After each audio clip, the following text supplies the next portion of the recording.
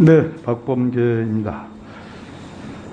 김성환 처장님, 이번에 법무부의 검사의 수사 개시 범위에 관한 규정, 대통령령인데요. 그것을 개정해서 소위 직권남용죄 등을 부패범죄, 그리고 마약범죄를 경제범죄에 넣는, 사실상 이번 우리 여당 의원들이 말씀하시는 검수완박, 또 민주당이 얘기하는 수사기소 분리 법안 이전에 패스트트랙을 거쳐서 했던 그 검찰청법과 형사소송법 개정의 내용을 그 이전으로 돌리는 그러한 개정을 한다고 그럽니다. 알고 계시죠? 네. 언론을 통해서 알고 있습니다. 그런데 그 근거가 되는 검사의 수사 개시 범위에 관한 규정이 대통령령인데, 그것이 수사 준칙과 함께 지난번 패스트트랙 때 고욕을 치렀던 소위 수사권 조정, 즉 검찰의 수사권을 제한하는 그 조정의 산문회입니다. 그 대통령령이.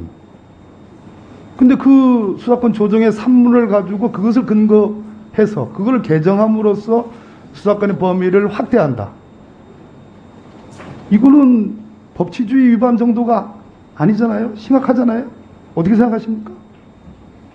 어쨌든 국회 입법하고 행정입법, 국회와 또 행정부의 관계에 대한 문제이기 때문에 제가 이제 사법행정 담당한 입장에서 그걸 어떤 평가적인 의견을 내기는 좀 어렵다는 말씀 드리고요. 좀 이상하지요?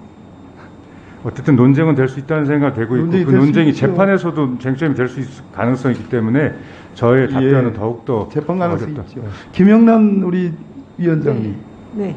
수사권을 제한하는 하위 법령 대통령령을 가지고 수사권을 넓히는 개정의 근거로 삼는다. 그렇게 되면 법률 그 수사 준칙과 수사범위 규정을 했던 그 대통령령의 모법이 되는 검찰청법과 형사소송법을 위반하는 거 아니겠습니까? 근데 제가 지금 양형 위원장으로서 답변하기가 적절하지 김정은 차장님 않았습니다. 어떻게 생각해, 차장님? 네, 지금 그 문제로 이상해요. 논쟁이 있는 걸로 알고 있습니다. 문제가 네. 있죠? 고맙습니다. 자, 최근 대법원이 전자정보에서 계좌주 아닌 서버, 구글이라든지 뭐 카카오라든지 서버에 대해서는 압수수색을 할 수 없다. 전향적인 판결을 냈습니다. 또 당사자 참여권, 그리고 압수수색 목록을 제출하지 않으면 그는 전체적으로 압수수색이 다 취소된다. 라는 매우 전향적입니다. 그거는 대단한 것이요. 수사 준칙, 아까 제가 말씀드린 수사 준칙에 보면 전자정보에서 아주 예외적으로 전문성과 신뢰성이 보장되는 예외적인 사유가 있는 경우에는 당사자 참여 없이도 압수수색을 가능하다라는 명문 규정이 있음에도 불구하고 우리 대법원이 반드시 당사자를 참여시켜야 되고 목록을 교부시켜야 된다라고 했습니다. 그렇지 않으면 전부 다 위법이다 이렇게 했습니다. 매우 전향적입니다. 그런데 제가 아까 자료 제출 요구도 부탁을 드렸습니다만 직권남용이 너무 전가의 보도예요. 근데 대법원, 우리가 그 아픈 기억이 있는 사법농단 그때 기각률이 우리 박주민 의원께서 많이 질문했더만요. 거의 90%에 가까운 압수수색 기각률을 기록했습니다. 근데 지금 서해 공무원 피랍 사건, 피격 사건이라든지 또는 그 북한에서 16명을 죽이고 들어왔다라고 하는 그 어민들 북송 사건 관련해서 너무 압수수색 영장이 남발되고 있는 것 같아요.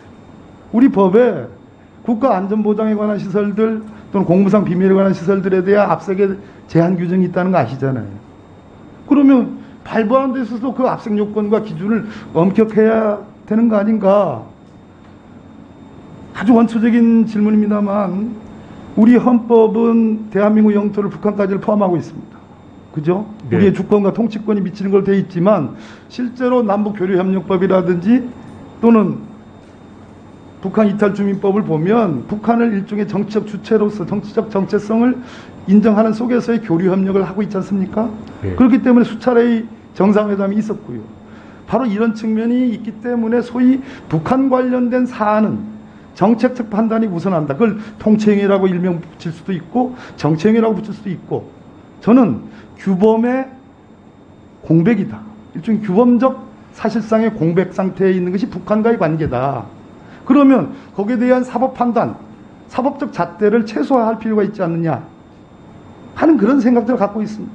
이렇게 진보 정부에서 보수 정부로 바뀌었다고 그래가지고 과거 진보 정부가 남북 간의 평화 체제를 만들려고 하고 비핵화를 만들려고 하고 수차례 정상회담을 했고 심지어 북미 간에도 정상회담을 2차례나 했고 그러한 과정 속에서 있었던 북한에서 엽기적 살인을 저질렀던 16명이나 죽였다고 강력한 근거가 있는 그 어민들의 기순 의사가 불명하지도 않은 그 사람들을 돌려보낸 거와 관련해서 이렇게 압색이 무제한적으로 이루어진다. 제가 듣기에는 무제한적으로 이루어진다. 우리 판사님들이 이렇게 했던 그 좋은 이 대법원의 압색에 대한 여러 엄격한 기준들을 새 정부가 들어서서 사실상 이것을 깨고 있는 거 아닌가라는 우려가 있습니다.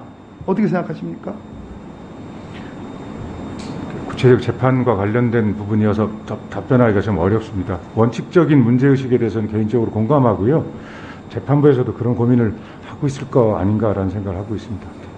아까 제가 말씀드린 수사 준칙을 한번 우리 처장님 또 여기 옆에 사무처장님 그리고 일선의 법관님들께서 한번 좀 읽어보실 필요가 있어요. 거기에는 압수수색을 하는 데서 임의 수사 우선의 원칙을 천명해놨습니다.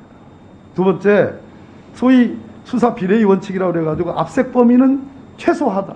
최소화해라. 그런 경우에도 압색을 하는 경우에도 사생활의 비밀이나 또는 주거의 평온을 해치면 안 된다.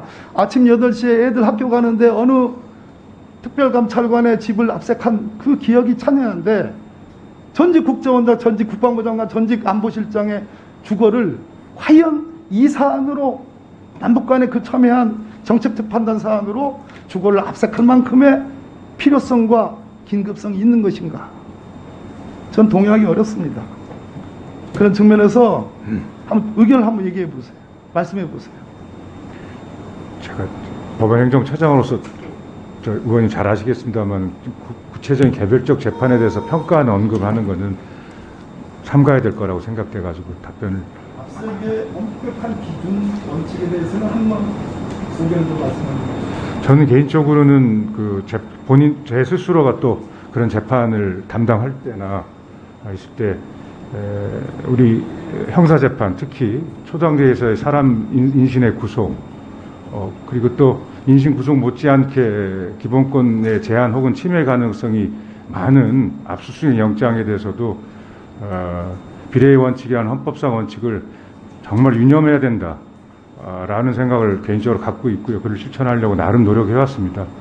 아마도 위원님 지적은 그런 일반론에 대한 지적인 것 같고요. 저희들 모든 법관들이 압수수색 영장이든 구속영장을 담당하는 법관들이 그와 같은 헌법상의 뚜렷한 원칙 그리고 원칙 가리키는 그 배경 같은 것들을 잘 알고 실천해 나갈 수 있도록 하는 그런 노력은 일반적으로 해 나가겠습니다. 네. 네, 수고하셨습니다.